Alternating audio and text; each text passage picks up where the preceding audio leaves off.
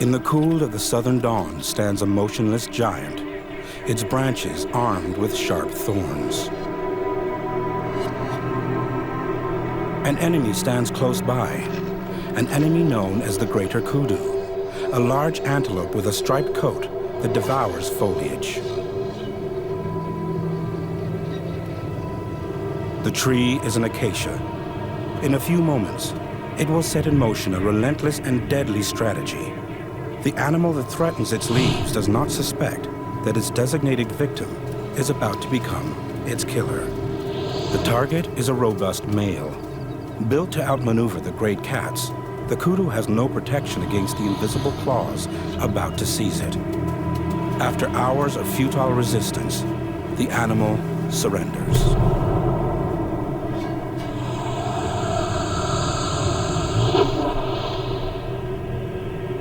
Its roots firmly anchored in the ground, the culprit has no reason to flee.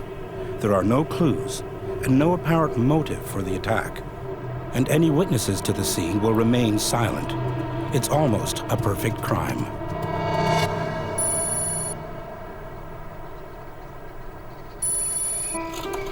It all began in the early 1980s in the peaceful region of Transvaal, when a ruthless killing machine set in motion its deadly scheme. But at the time, the crimes passed unnoticed.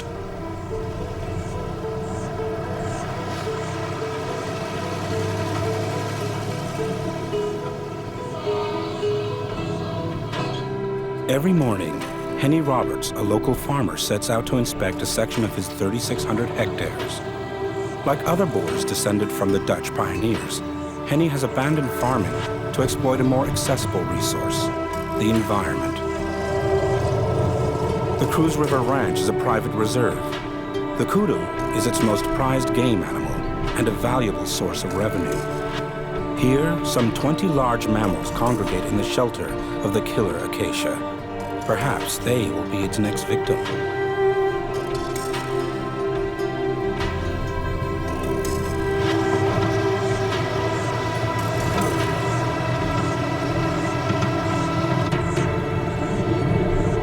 This morning, things seem much too peaceful. Henny is worried. Unbeknownst to all, the tree has struck again.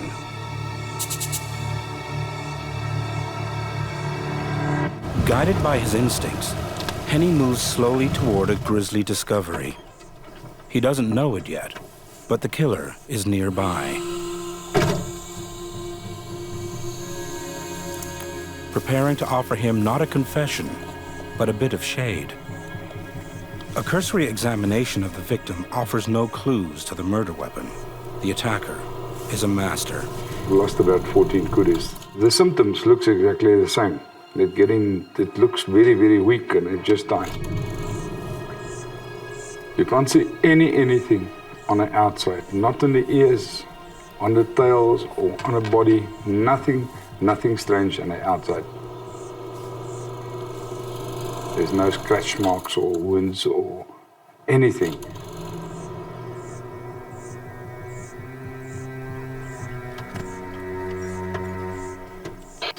At first, Henny suspected poaching, but hunters would not abandon their trophies like that. There is no sign of a weapon, no apparent motive. It's a complete mystery. There will be no easy answers to this puzzle.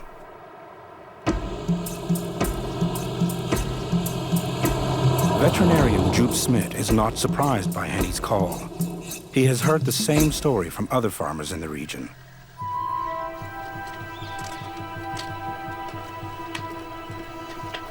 Did you notice anything strange when you first discovered it? Nothing out of the ordinary. It was just lying on its side, dying. Okay, let's go take a look. This time, Smit arrives in time. The body is still warm, so he is able to take samples of the blood before it coagulates. The analysis may show evidence of a virus. Like some of its colleagues, The vet at first feared the return of a terrible epidemic from the 1950s, a type of cattle plague that decimated the kudu population, as well as those of other ruminants.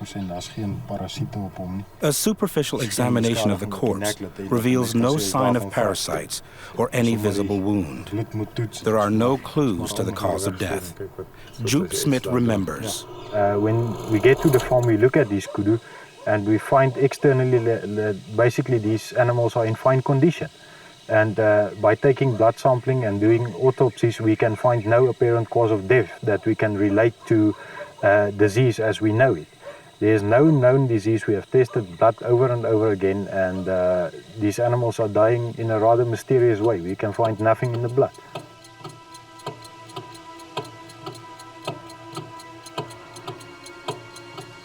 Powerless to defend themselves against the calamity threatening their lands, the Transvaal farmers fear the phenomenon could spread throughout the country.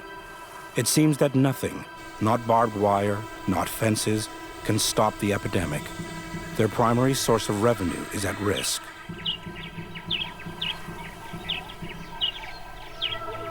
The majestic Acacia seems to rise high above suspicion. Yet, it is always present at the scene of the crime.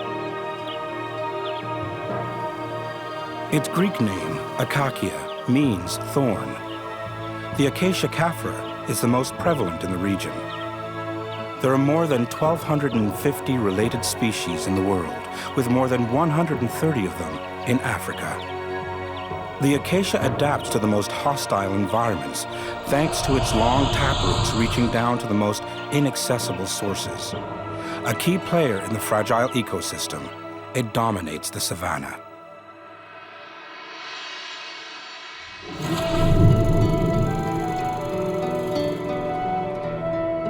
Under normal conditions, the Cruz River Ranch plays host to some 60 hunters who are more than happy to pay the steep price required to kill a kudu.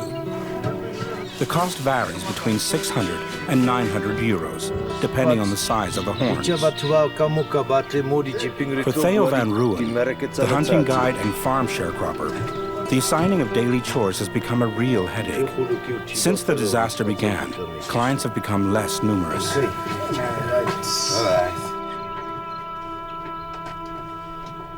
But today, Theo is puzzled by a new development. For unknown reasons, the animals have knocked down a fence surrounding the property. This strange behavior makes no sense to him. The kudu can be forced by certain reasons why he's jumping fence. Mostly when it is mating time, he wants to jump the fence for the next door females. The other reason why the kudu is jumping fence when your game ranch is too small. He's going searching for food. But there is no lack of food at Cruz River and no overpopulation. Moreover, the kudus made their escape in the strangest way imaginable. Although they have no trouble jumping fences more than 3 meters high in a single bound, these animals chose to knock down electric fences carrying a current of 9,000 volts. Only a sense of extreme panic could explain such desperate behavior. Finding no rational explanation for these strange events, the farmers at first suspected sabotage. Perhaps jealous neighbors called on the powers of witch doctors who cast an evil spell on the kudus. Here, there is a strong belief in the supernatural. Yet this possibility was soon eliminated, since the problem began to afflict all farms in the region.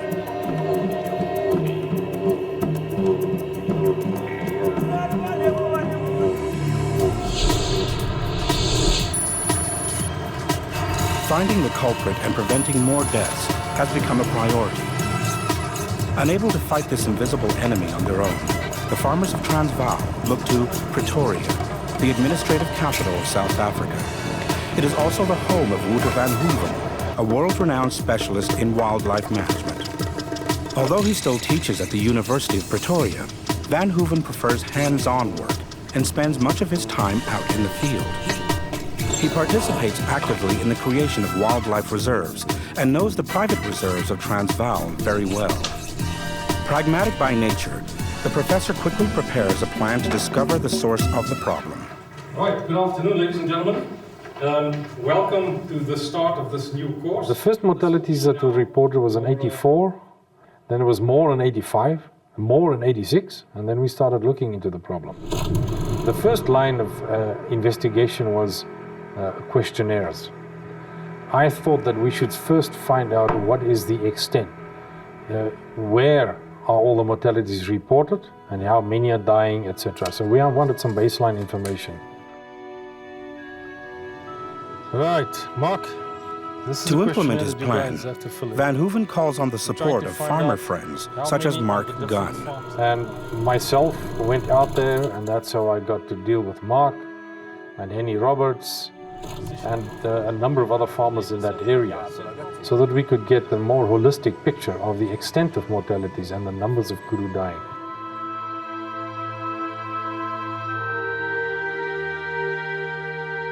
The farmers quickly set up a chain to distribute and collect Van Hooven's questionnaire. The survey reveals the extent of the problem and just how far it has spread. 280 farms have been affected. The results of this questionnaire, it wasn't a complicated questionnaire, we just wanted basic logic answers. There was a direct relationship between the density of kudus per square area. There was a direct relationship between density of kudus and mortalities of kudus. So the more kudus you have per, say, 100 hectares, the more mortalities you had. Like Kruger National Park. In the same year, when there's almost 1,000 kudus dying in the western part of the country where most of the game ranches are, there was just 0 mortalities, except, of course, those by predation in the Kruger Park.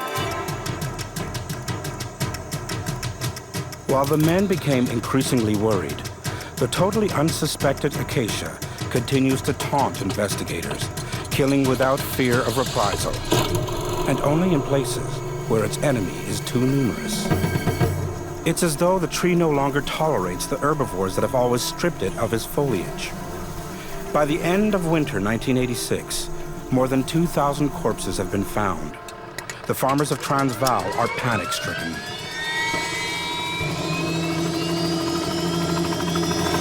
Henny Roberts decides to conduct a census on his own vast domain. A vital step in sound wildlife management, carried out each year to monitor the populations of various species on his ranch. Meanwhile, Van Hooven continues his inquiry. The data he has collected so far begins to point him in the direction of the killer.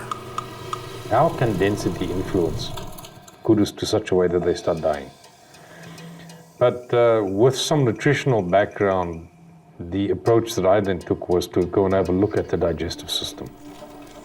And just to see, just as a point of departure, and compare the digestive rate in the kudus on farms where there were high mortalities and as compared to areas where there was 0 mortalities.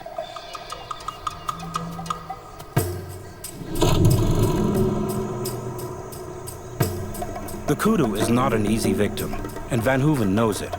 The inquiry will take time. Hunting the animal known as the gray ghost requires stealth and cunning. Okay, we can go through there, down there, over by those trees. That's a crossing point for the kudus.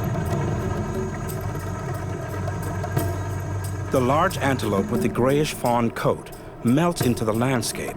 A shy, elusive creature, it vanishes at the slightest hint of danger.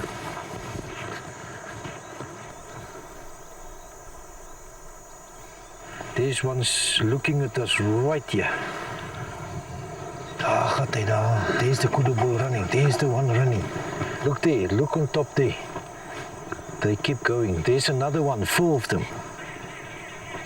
I think it's a little bit too far to shoot. There he moves. Let's jump in the vehicle, let's go around, and then we can block them on top there. Okay.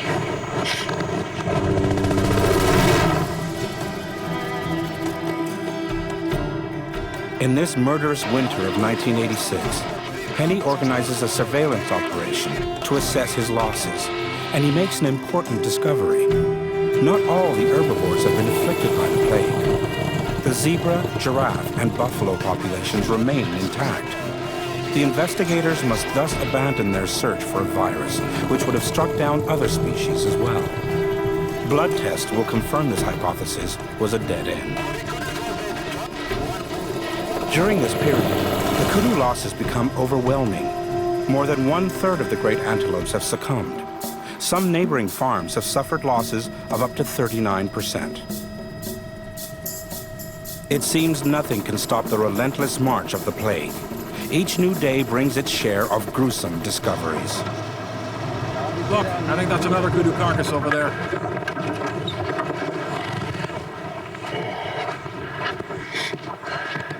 Once again, it's a large male with not a mark on it.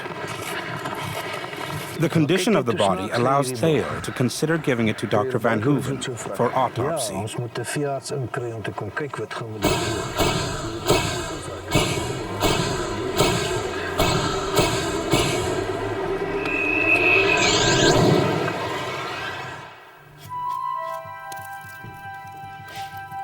We'll start cutting this thing first.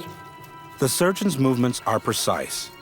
His first So what we're gonna do objective now is to we're gonna explore take the some various gas compartments from in the this stomach area, of the ruminant. because the gas To check the is going to functioning of the tell us digestive system, what he is also the takes several efficiency samples of the digestion. gases produced by the fermentation of its food.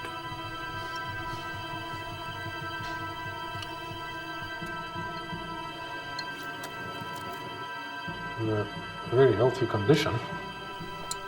While waiting for the results of the tests, Van Hoeven decides to probe a little deeper.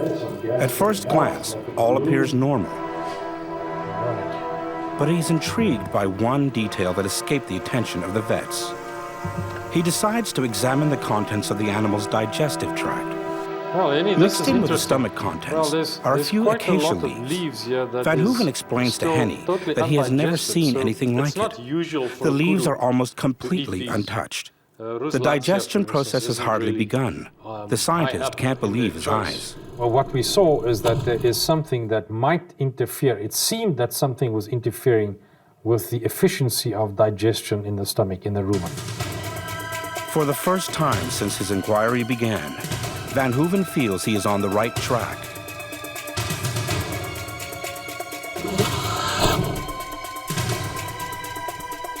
What is inhibiting digestion? Now, that could be various stuff. It can be poison. It can be bad food. But we looked at the food. The protein content of the foods was fine. The availability was not a problem. All eyes are now on the acacia, since kudus dine almost exclusively on its leaves. The noose is tightening around the caphra, nigriscens, and caro, the three species of acacia found in the region. But why the tree, which has coexisted peacefully with its victims for millennia, has suddenly become deadly, remains a mystery. But the biggest unknown is still the cause of death. Although the acacia does wield a weapon of unsurpassed efficiency.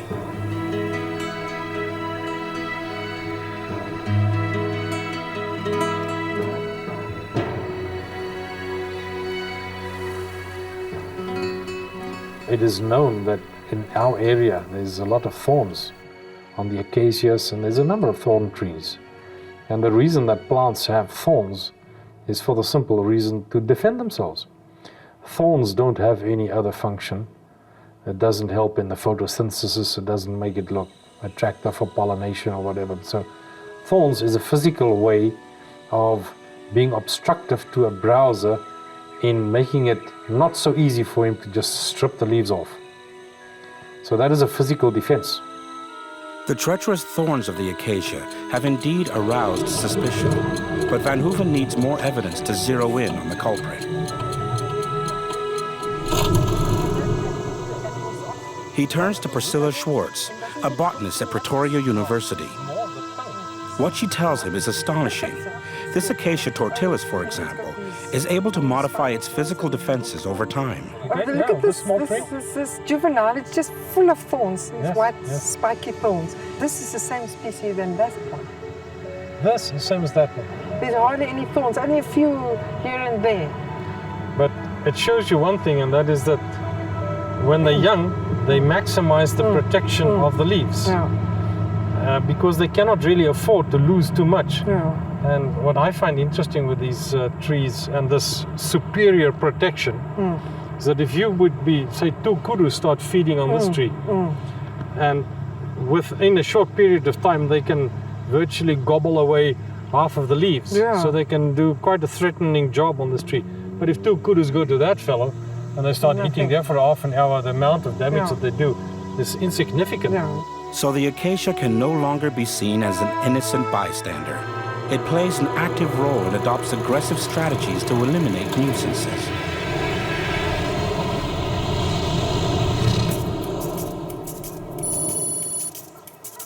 The powers of the acacia thorns are being studied elsewhere as well.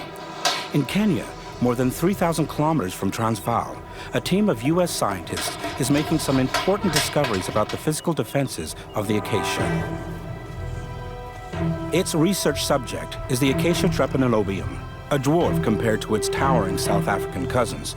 In some cases, this species alone accounts for more than 90% of the vegetation. 6.7. 6.7.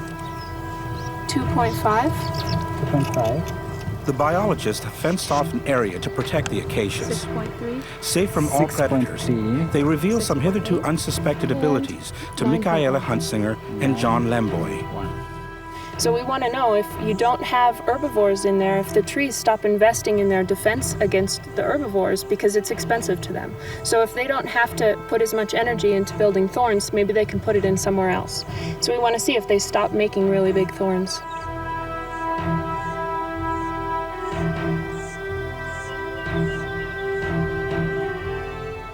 The scientists do more than just take measurements, however. Michaela and John also take and catalog samples. Here's the branch that we collected today. And for comparison, here's a branch from where herbivores are allowed in. These observations prove the acacia is able to adapt its defense systems and adjust its responses to the perceived threat.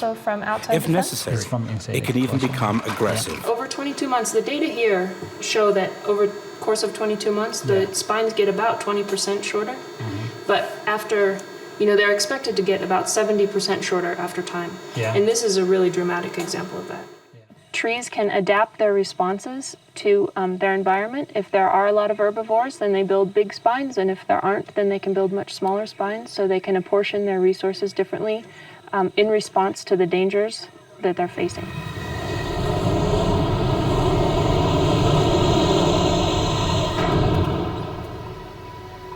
The research carried out in Kenya reveals the arms race engaged in by the acacia when confronted with the ferocious appetites of herbivores. In producing thorns, the tree is not trying to kill its enemy, but simply discourage it so as to limit the damage.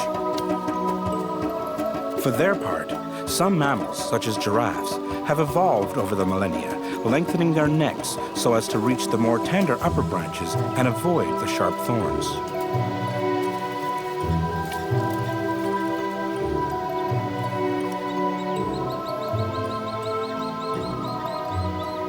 The mouth and tongue of the elephant has toughened, allowing it to chew leaves and thorns without harm. And the muzzle of the kudu has narrowed, allowing it to fit between the thorns.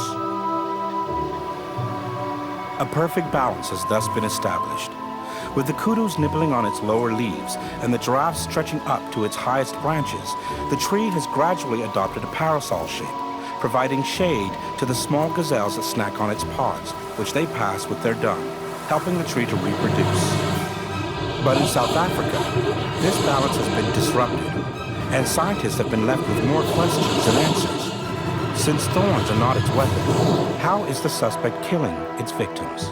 The American scientists have discovered that to discourage its enemies, this ingenious little tree has developed a whole arsenal of weapons, and they are just beginning to measure their effectiveness.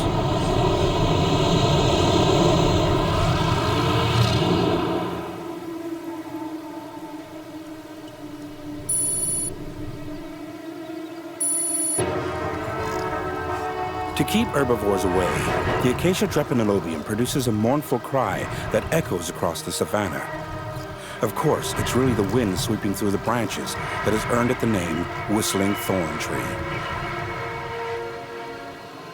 Its ability to produce thorns that are more and more menacing does not explain why large mammals prefer to steer clear of the tree.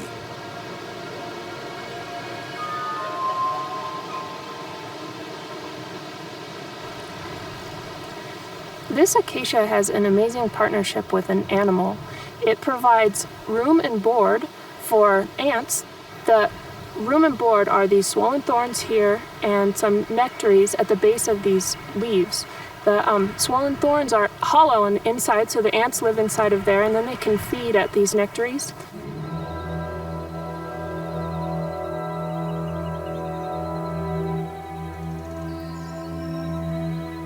In fact, the acacia harbors not one species of ant, but 4, 3 of which belong to the chromatogaster family. Their size and color may differ, but they all have one thing in common. They are fierce, extremely aggressive warriors.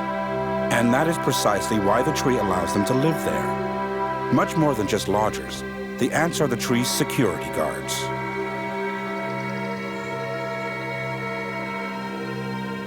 And they might not look very aggressive now, but if they perceive their tree to be under threat, they get very aggressive. The reaction is explosive. Waving their abdomens, the guards emit a powerful olfactory signal, causing hordes of furious soldiers to stream from their nest, prepared to repel the invader. A single acacia can harbor some 60,000 ants. Look how ready to attack they are. They're all running around. Look at how their gasters are waving in the air from their abdomens. We're currently researching whether or not having the trees protected from herbivores also causes them to decide not to pay their security guards as well. So we want to know if they stop making as many swollen thorns for the ants to live in, and also if they maybe stop provisioning the nectaries, putting as much sugar water in the nectaries as they used to do.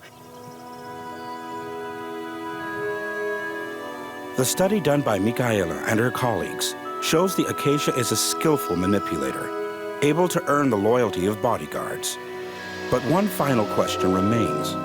The blind rage of the ants should push them to attack insects that pollinate the tree when it flowers.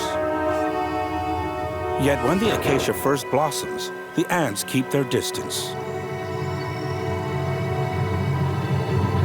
The reason the ants stay away from the newly emerged flowers for that brief period of time is because the tree has evolved a chemical that it's really volatile. It doesn't last very long, but while it's there, it deters the ants from landing on or getting onto the flowers.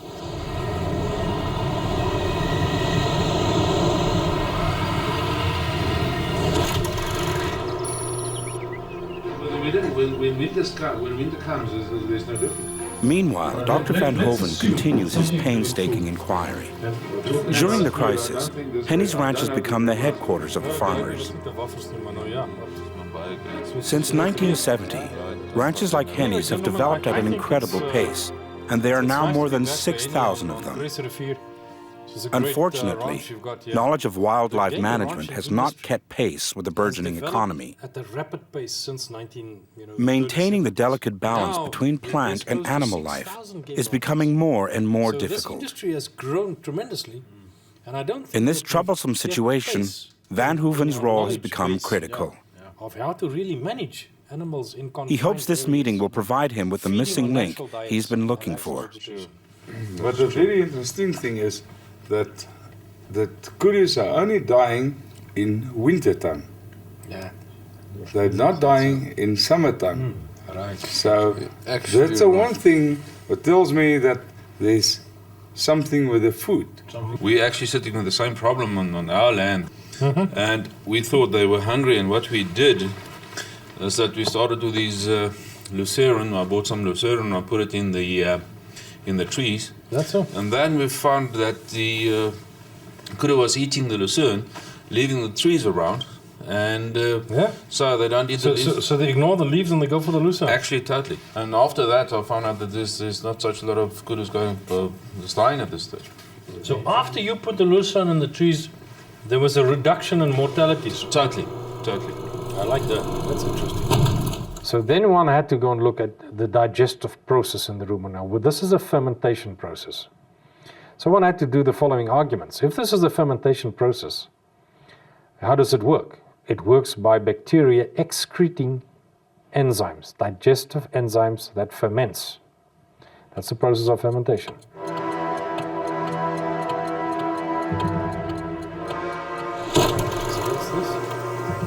A more in-depth autopsy confirms that an unknown chemical reaction is interfering with the digestive process of the kudus.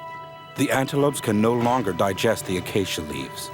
For the scientist, this is a revelation, launching him on the trail of a commonplace substance that, in certain cases, can prove toxic: tannin. Something to do with food. Talking about food, I don't think there's I don't know that. It's a substance right under everyone's noses.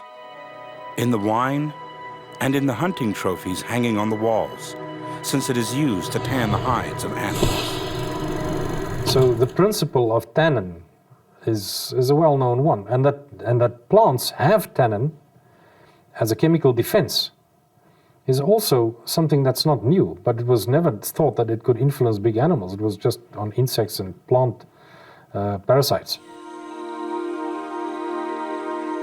Acacia tissues naturally contain tannin. In fact, the product used to tan hides is often extracted from the bark of acacia trees. Tannin is also found in the leaves.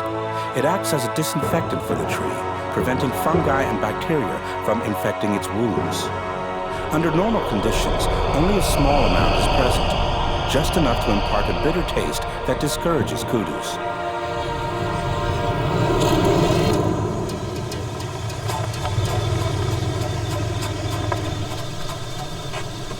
Who would have thought that in some acacias, the tannin levels would increase to the point of becoming deadly? To test his theory, Van Hooven returns to the scene of the crime. He takes samples of some of the leaves the kudus normally graze on.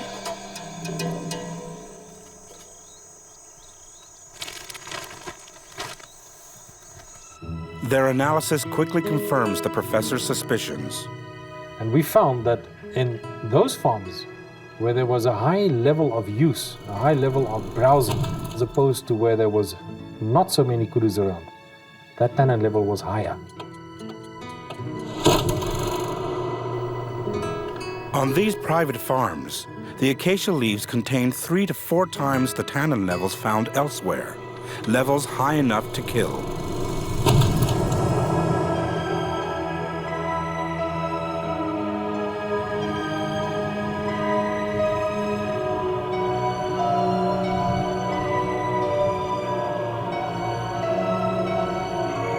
It is normal for acacias to produce tannins to drive off herbivores devouring their leaves. After just a few mouthfuls, the animals move on to the next tree, where the performance is repeated. This tactic is normally successful, and predators are discouraged without being harmed. The spectacular increase in the tannin levels in the Transvaal acacias has not gone unnoticed. Originally, it was thought that the phenomenon was due to the drought in South Africa, preventing the trees from producing enough foliage. However, this did not explain why only the acacias on private farms had become lethal to the kudus.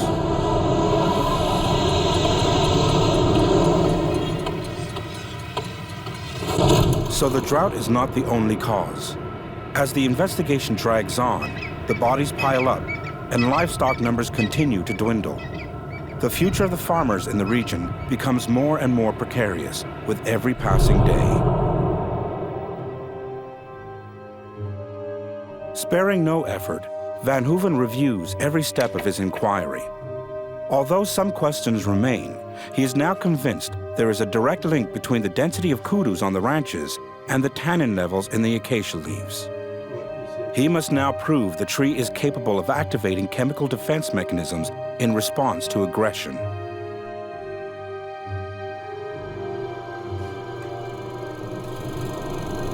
We artificially induced a situation where we took a tree and started damaging and collecting leaves as if you were browsers on a 3 to 4 hour basis.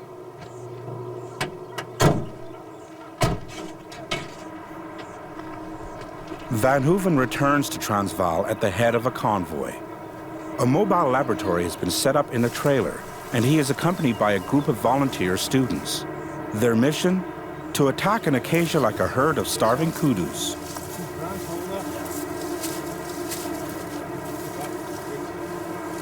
We'll put it in the bag, and then half an hour later, we come back. How many times will we do that? 6 times 3 hours, so every half an hour for 3 hours.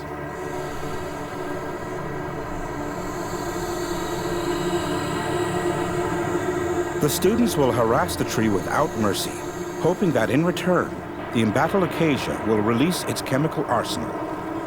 Every half hour, the assistants diligently bring leaf samples to their professor.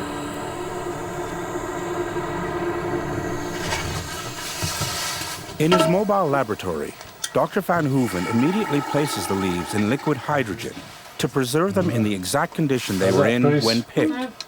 Then he carries out a series of operations to extract the tannin.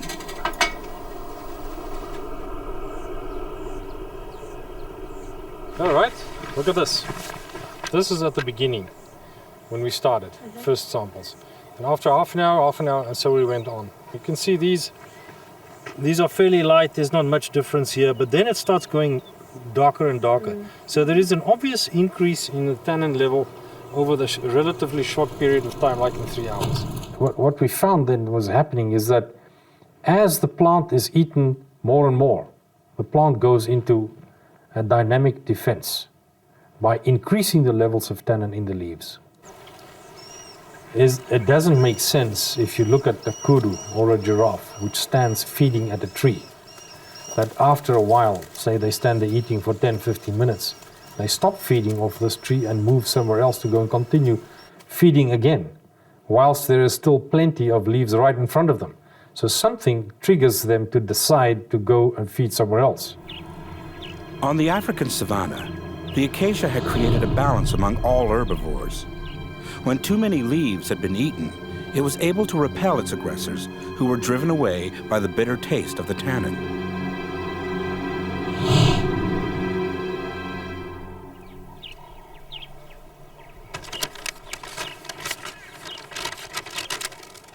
What we could show is that the taste in the leaf at time 0 when they start feeding and when they go has already changed.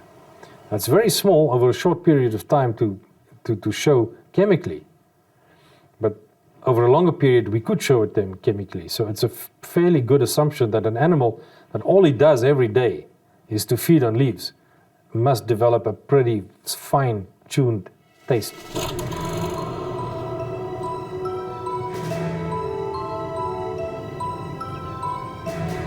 This would appear to explain the mysterious deaths in Transvaal. In their natural environment, the vast African savanna, kudus are able to move away from trees when they become toxic. But when fenced in on the ranches, the animals have no choice but to keep eating the same trees and die a slow death by poisoning. But this explanation does not fully satisfy Van Hooven, who has just made a startling discovery. In taking samples from a tree near the one attacked by his students, he has noticed that after a few hours, it too began to produce more tannin. That there must be some form of communication. How would leaves on a different part of a tree or at an adjacent tree know to increase their tannins? There must be a message.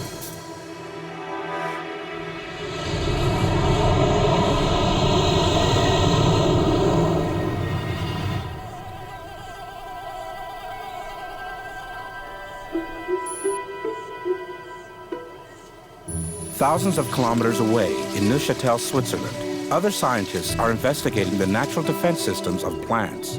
Recent discoveries have led them to explore a revolutionary theory: plant communication. Here, they are not studying acacias, but crop plants such as corn. A vital resource for humans around the world, corn, or maize as it is known in Europe, is threatened by all kinds of parasites, such as this moth caterpillar, the scourge of European farmers.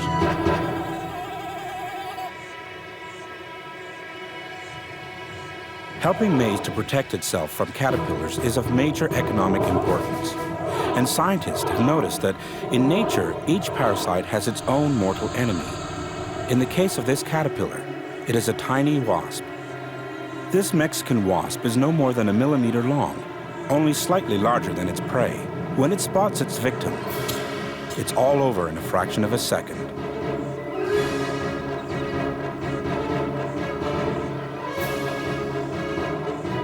With its rostrum, the wasp pierces the body of the caterpillar and lays an egg.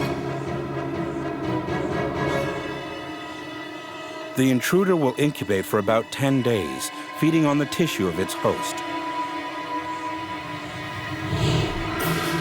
The caterpillar is weakened, but will not die immediately. When it reaches maturity, the larvae will emerge from the side of its victim, ending its life. At Neuchâtel University, zoologist Ted Turlings wondered why some fields of maize were well protected by wasps, while others were infested with caterpillars. We thought it would be a very particularly difficult challenge for these wasps to find these tiny little caterpillars in a huge space field.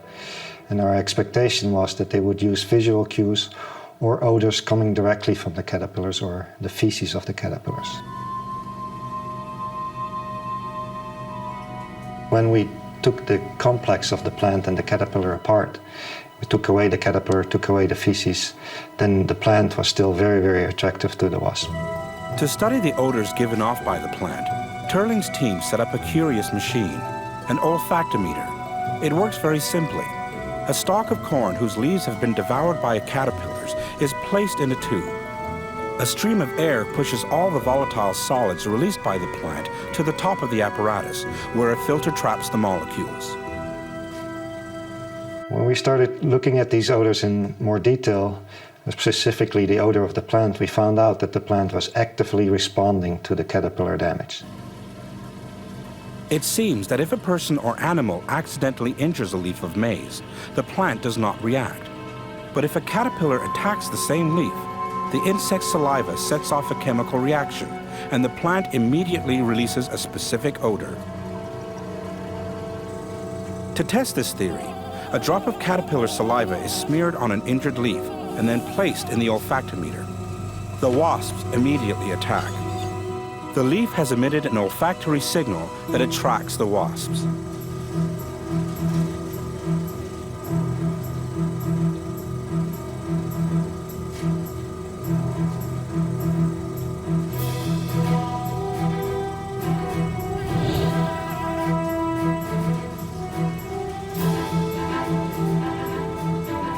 This reaction in the plant we could characterize as a message that the plant is sending out, and this message is picked up by the wasps in order to find these caterpillars.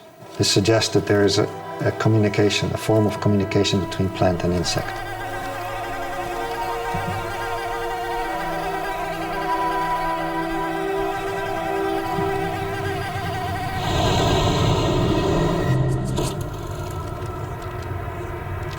The plants are thus able to communicate, and Van Hooven suspects this is an ability shared by the acacia.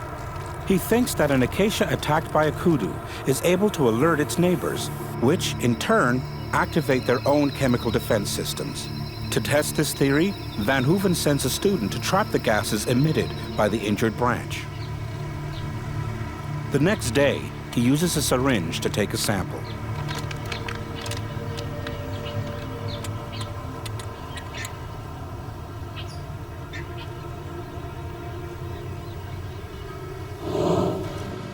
The analysis shows that the plant is indeed emitting gases, but with their rudimentary equipment, the professor and his student can identify just one. The one that we looked at is ethylene, because ethylene is liberated when you break stems and break leaves. There's a molecule released in one plant that's borne by the air towards the next, and when that attaches or enters the transpiration pores on the leaf of these trees, that does make the reaction that leads to higher condensed tannins.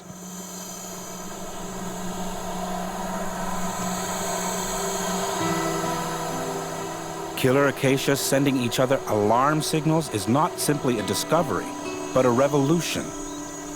Much of the scientific community remains skeptical, seeing more science fiction than science fact in this claim. But Van Hoeven is convinced. Moreover, his most recent observations support that thesis. He has noticed that kudus almost always travel upwind as they feed, perhaps ensuring the trees are not forewarned of their arrival.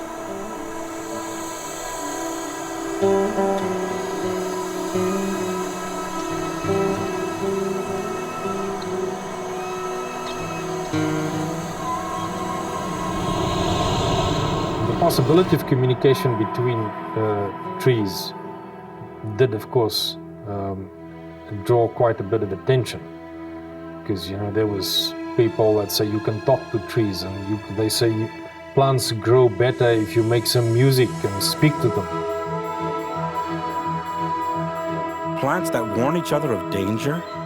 This somewhat peculiar idea was first put forward by an American biologist in 1982. He too was met with skepticism. 20 years later in Jena, Germany, Ian Baldwin is on the point of proving that plants can communicate. And not just acacias, but everyday species such as peas, sage, and tobacco. The scientific community did not appreciate this story. It's clear that something is going on, but we don't know how the signaling goes on, we don't even know whether it is above ground signaling through the air or whether it's below ground through roots. Many plants in a natural environment are connected together, not necessarily through their own roots, but through this fungal net called the mycorrhizal net. And these mycorrhizae are sort of like a telephone company. They hook up everybody, and everybody's hooked together through the same sort of net. And so lots of signals could be going on below ground, connecting plants that are different species or even fairly far apart. So there's a lot to be understood in terms of the mechanism of the signaling. The prestigious Max Planck Institute offers Baldwin some valuable tools for deciphering the language of plants. But although the existence of communication between plants and insects is now acknowledged, scientific proof of plant-to-plant communication is more difficult to obtain. When you puff a little bit of odor to an insect, it smells, it orients, it starts running toward the source of smell. It has all these behaviors that it's so easy to say, yeah, it perceived it and it responded. But with a plant, it doesn't run. All it does is change its chemistry in subtle ways. And we don't know enough about how plants change their chemistry and what sort of changes in their chemistry reflect changes due to smelling odors versus all the other things that happen out there. What we're realizing through this research is that plants are remarkably responsive, they're remarkably sensitive, they have remarkable capabilities. We demonstrated earlier that they have a memory of past attacks. So plants respond differently when they've been attacked once or twice or 3 times than they do if they've never been attacked before.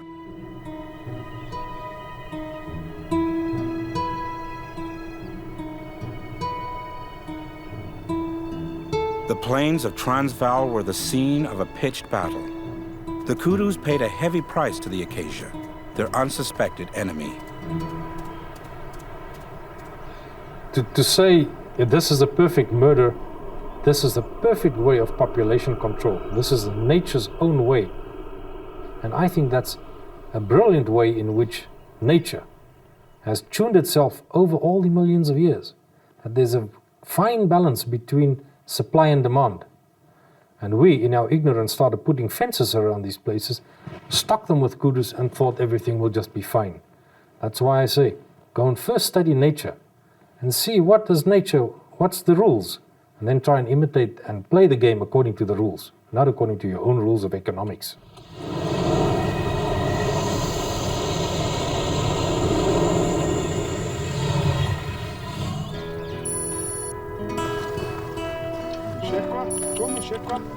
Who would have believed that humans would expend so much energy to track down a single tree?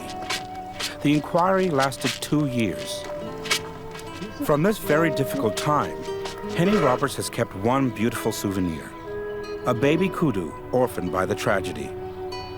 Balance has now been restored on the private reserves. To avoid provoking the wrath of the acacias, farmers now know they must maintain the same density of kudus as in the wilderness. No more than 4 heads per 100 hectares of savanna.